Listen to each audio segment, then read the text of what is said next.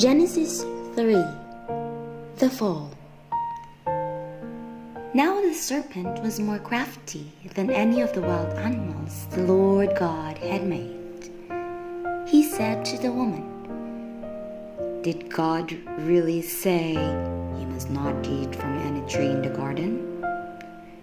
The woman said to the serpent, "We may eat fruit from the trees in the garden, but God did say, 'You must not eat fruit from the tree that is in the middle of the garden, and you must not touch it, or you will die.'" "You will not certainly die," the serpent said to the woman. "For God knows that when you eat from it, your eyes will be opened, and you will be like God, knowing good and evil." When the woman saw that the fruit of the tree was good for food and pleasing to the eye, and also desirable for gaining wisdom, she took some and ate it. She also gave some to her husband, who was with her, and he ate it. Then the eyes of both of them were opened, and they realized they were naked. So they sewed fig leaves together and made coverings for themselves. Then the man and his wife heard the sound of the Lord God as he was walking in the garden in the cool of the day, and they hid from the Lord God among the trees of the garden. But the Lord God called to the man, "Where are you?" He answered, "I heard you in the garden, and I was afraid because I was naked, so I hid." And he said, "Who told you that you were naked? Have you eaten from the tree that I commanded you not to eat from?" The man said, "The woman you put here with me, she gave me some fruit from the tree, and I ate it." Then the Lord God said to the woman, "What is this you have done?" The woman said, "The serpent deceived me, and I ate it."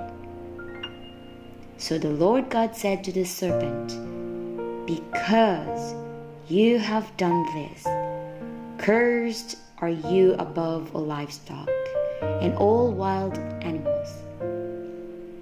You will crawl on your belly, and you will eat dust all the days of your life. And I will put enmity between you and the woman, and between your offspring and hers. He will crush your head, and you will strike his heel." To the woman he said, "I will make your pains in childbearing very severe. With painful labor you will give birth to children. Your desire will be for your husband, and he will rule over you."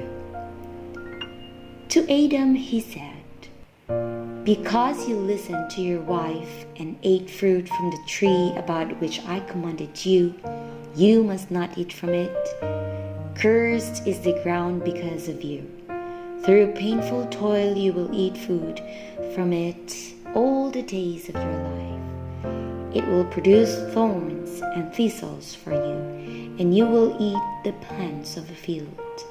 By the sweat of your brow you will eat your food until you return to the ground, since from it you were taken, for dust you are, and to dust you will return." Adam named his wife Eve, because she would become the mother of all living. The Lord God made garments of skin for Adam and his wife, and clothed them. And the Lord God said, "The man has now become like one of us, knowing good and evil. He must not be allowed to reach out his hand and take also from the tree of life and eat, and live forever." So the Lord God banished him from the Garden of Eden to work the ground from which he had been taken.